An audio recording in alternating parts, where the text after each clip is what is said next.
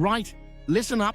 Big news flying out of paradise today, and trust me, you don't want to miss a second of it. From Brendan Rodgers leaving folk absolutely stunned, to a striker target playing games with his future, and then the big one, a massive signing that could change everything for the Celtic attack.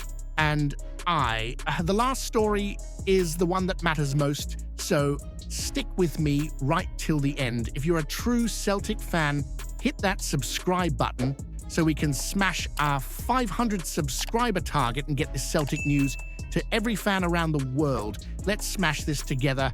Every single sub counts. Hit that button and be part of the Celtic family. Let's show the blue side who really runs Glasgow. Mate, let me tell you, that was some night at Parkhead, eh? You could feel the tension in the air after that flat draw with Kairat Almaty. And then Brendan Rodgers steps into the press room, and honestly, the whole thing was pure theatre. Forget the scoreline, it was his body language that stole the show. The BBC boys were buzzing about it, saying it was absolutely fascinating, and you know what? They were right. He stood there trying to keep that trademark calm face, a wee smile here and there, but you could see it.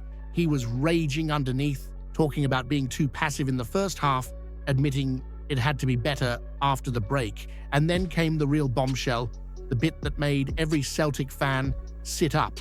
Brendan practically admitted he's fed up with the lack of new signings. You could almost hear him saying, "How many times can I dress this up before you realize I've no players coming in?" And when the sack the board chants came up, oh boy, that was uncomfortable. You could see he was trying to laugh it off, but inside he knew the support aren't daft. He knows fine well you can't cover cracks with a smile. That performance wasn't good enough, and the fans let him know it. Now, Brendan needs a big response against Livingston at the weekend, because if he slips up there, the anger won't just be simmering. It'll boil over like a Glasgow downpour on Sauchiehall Street. The board think it was bad after Kairat? Wait till they see Paradise erupt if points are dropped at the weekend. So let me ask you this. If the board keep dragging their feet and Brendan Rodgers doesn't get the backing he's clearly begging for, do you still stand behind him? Or does the pressure shift straight to the dugout? Hit that subscribe button, lads. Let's jai it loudly till we hit 500 mad Celtic daffs. Here we go then, another transfer tale that's got Paradise buzzing. So, Louis Munteanu, the Romanian lad who rattled in 25 goals last season, he's been on the Celtic radar. The Hoops even stuck in a bid of nearly 7 million quid earlier in the window, but Cluj chucked it straight back in our face. Now, here's the kicker. The boy himself is apparently dreaming of sunny Spain. Valencia fancy him, and reports are saying he's edging closer to La Liga, with some fancy loan-to-buy deal worth about 8.5 million. His national team coach even said the lad's head is already in Spain. Imagine that, chasing tapas instead of trophies at Paradise. But let's be honest, his club haven't helped. First, he refuses to play in Europe against Braga. Fans told it was an injury, but whispers in Romania say it was more about money going missing than a sore hamstring. Then his own agent's pal comes out mocking Cluj for even daring to slap a 20 million euro price tag on him. That's like asking 40 quid for a Greg's pasty. Nobody's biting. So here's the big question for you. Do you even want a striker whose heart's already in Spain? Or should Celtic walk away and find somebody who actually dreams of scoring in front of the Green Brigade instead of La Liga's empty seats? Hit that subscribe button. Lads, let's jai. It loldy till we hit 500. Mad Celtic daffs. Right, now here's one to lift the mood after that drab night against Kairat. Finally, some movement in the market.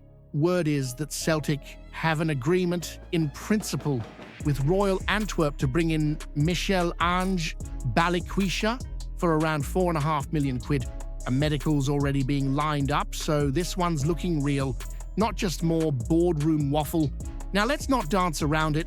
James Forrest is a legend, no doubt, but at 34, he's not exactly tearing defenses apart in the Champions League anymore. Balikwisha, on the other hand, is only 24, fast, tricky, can play as a direct winger or cut inside like an inside forward, and he's been delivering in Belgium with goals and assists. He even scored in a Belgian Cup final and helped dump AEK Athens out of Europe. That's the pedigree we've been crying out for. The Belgian league is rated just behind the top 5 in Europe, so he's been doing it at a decent level too. Compared to Forrest, his numbers don't lie. Double figures in goals 2 seasons running, while Forrest has barely found the net since 2019. It's no wonder Brendan Rodgers is desperate to get this over the line, especially with a trip to Ibrox looming. So here's the burning question. Would you start Balikwisha straight away, even if it means Forrest gets benched, or would you ease him in and keep Forrest involved out of respect for what he's done in the hoops? Hit that subscribe button. Lads, let's jai it. Loudy till we hit 500 mad Celtic dafts.